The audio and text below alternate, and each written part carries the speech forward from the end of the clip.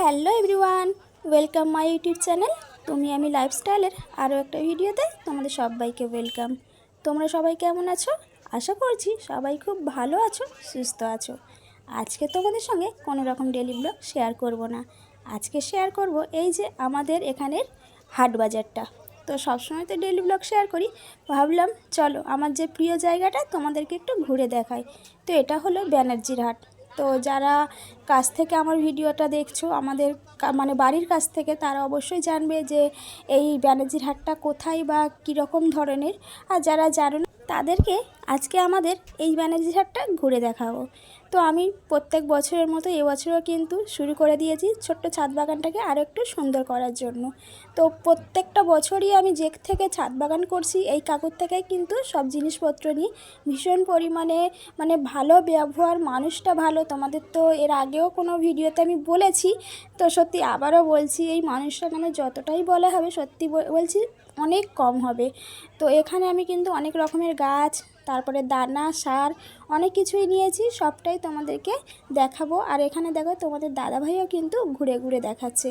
তো এই ব্যানার্জির হাটটা কিন্তু আমাদের এখানে সপ্তাহে 2 দিন বসে, রবিবার আর বৃহস্পতিবার। তো অনেক দূর দূরান্তর থেকে কিন্তু এখানে লোক আসে সব জিনিসপত্র কিনতে, হাট বাজার করতে।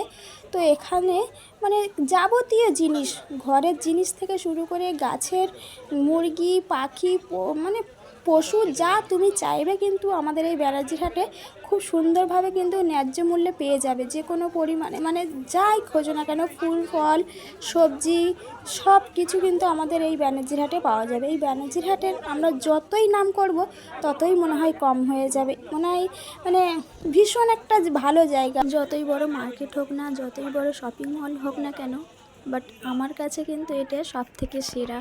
জানি না কেন এই জায়গাটায় আসলে আমার মন এতটাই ভালো হয়ে যায়, তোমাদেরকে আমি বলে বোঝাতে পারবো না। কারণ এই জায়গার সঙ্গে কিন্তু আমার অনেক কিছুই জড়িয়ে থাকে, কারণ আমি গাছপালা ভালোবাসি। তো এইখানে আমি গাছপালাকে পাই, সেই জন্য এইখানে আমার একটা মানে অনুভূতি আছে বলতে পারো। আর এখানে দেখো তোমাদের দাদাভাই ভিডিও কত সুন্দর করে করে দিচ্ছিলো আর ঘুরিয়ে ঘুরিয়ে দেখাচ্ছিলো। এখানে কিন্তু সব রকমের আগে বললাম না যে ফল থেকে মানে সব কিছু। তো এখানে ফল বাজারও বসেছে, জামা কাপড় বসেছে, কত সুন্দর দেখো, যেন মনে হচ্ছে মেলা হচ্ছে, তাই না? তো এখান থেকে ফুরুলি কিনবো আর কিছু চপ কিনবো। তো চলো এখন যাওয়া যায়, তোমাদেরকেও নিয়ে যায়। তোমাদের কেমন লাগছে আজকে তোমাদেরকে ঘুরে ঘুরে দেখাচ্ছি, অবশ্যই কমেন্ট করবে। তো এখানে চপ দোকানে আসার পরে বললো যে এখানে কিন্তু আমাদের অনলাইন হয় না।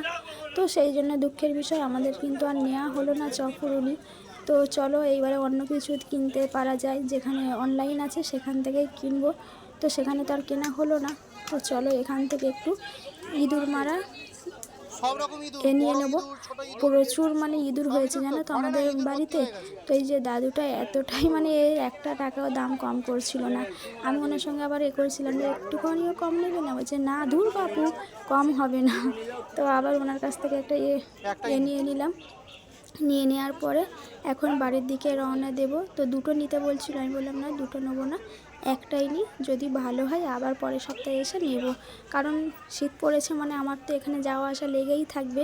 তো সেই জন্য এখন একটাই নিলাম, পরে আবার বেশি করে নেওয়া হবে। তো চলো সব কিছু নেওয়া হয়ে গেছে, এবারে বাড়ির দিকে রওনা দেওয়া যাক, চলো। এটা হলো পরের দিন সকালের ভিডিও। তো আমার কীভাবে যে রাতটা কেটেছে তোমাদেরকে কি বলবো, মানে ভাবছি কখন সকাল হবে কখন সকাল হবে, আর গাছগুলো আমি কখন বসাবো। তো সেই জন্য সকাল সকাল দেখো কাপড় জামা কাচা হয়ে গেছে, রান্না হয়ে গেছে, তোমাদের দাদাভাইও কিন্তু অফিসে চলে গেছে। তো তারপর আমি চলে এসেছি ছাদে। আর এখন এই যে চাল কুমড়ো গাছটাকে কেটে দেব, কারণ এতে আর ফুলও হচ্ছে না, ফলও হচ্ছে না, বেকার জঙ্গল হয়ে আছে। তো এগুলোকে আজকে পুরো সুন্দরভাবে পরিষ্কার করব, কারণ আমাকে নতুন গাছ লাগাতে হবে সেই জন্য। তো চলো এখন এক এক করে সুন্দর করে কেটে নিই।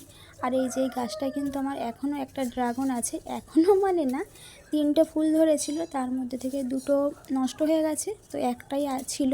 তো সেটা থেকে কিন্তু ফলটা পেকে গিয়েছে। তো আজ পারি কাল পারি করে না মানে এতটাই ভালো লাগছে, সাহস করে না পারতে পারছি না, এতটাই সুন্দর লাগছিল। তো আজকে পেরে নেব, না হয় না নষ্ট হয়ে যাবে। আর হনুমানও প্রায় আসা যাওয়া করছে, তো যদি নষ্ট করে দেয় মনে অনেক কষ্ট হবে। কারণ আমার এই ড্রাগন গাছের প্রথম ড্রাগন, অনেক শখ করে গাছটা বসিয়েছিলাম, আর শখের গাছের ফল যদি নষ্ট হয়ে যায় কতটা খারাপ লাগে, তাই না বলো? আর আমার এই ছাদ বাগান নিয়ে অনেকজনের অনেক সমস্যাও থাকে বা সমস্যা হয় জানি, বাট কিছু করার নেই, এটা আমার শখের জিনিস, আমি এটা করবই, আমাকে কেউ এখান থেকে আটকাতে পারবে না। কারণ আমার ভীষণ একটা প্রিয় জিনিস এই পশু পাখি পোষা বলো বা গাছপালা বসানো, এগুলো আমার একটা ইমোশনাল বলতে পারো।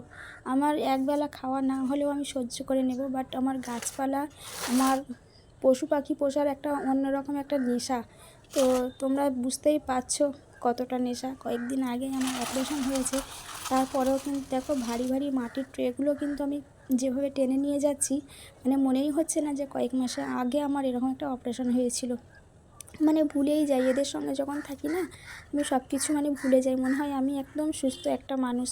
তো এখানে ট্রেটা টেনে নিয়ে এসেছি, তো চলো এখন দেখাই তোমাদেরকে যে আমি কালকে কী কী কিনেছিলাম। তো এক এক করে চলো সবগুলো বার করে নিই। আর দুটো মাত্র ফলের ট্রে আছে, তো দেখি আবার যদি পারি তো ফলের ট্রে আবার কিনবো। এই যে এখানে কিন্তু মূলোর দানা, ধনিয়ার দানা, পালং শাকের দানা, তারপরে এখানে 3 রকমের বেগুন চারা, আর নিয়েছিলাম শসার দানা, আর এখানে ওই যে একটু সার নিয়ে নিয়েছি। আর শসার দানাটা কিন্তু আমি কিনিনি, কাকুটার কাছ থেকে চেয়ে নিয়েছি। তো তোমাদেরকে আগেই তো বলেছিলাম যে কাকুর ব্যবহার মানে কোনো কথাই হবে না, তো আমি যখনই যাই না কিছু চেয়ে নিয়ে আসি।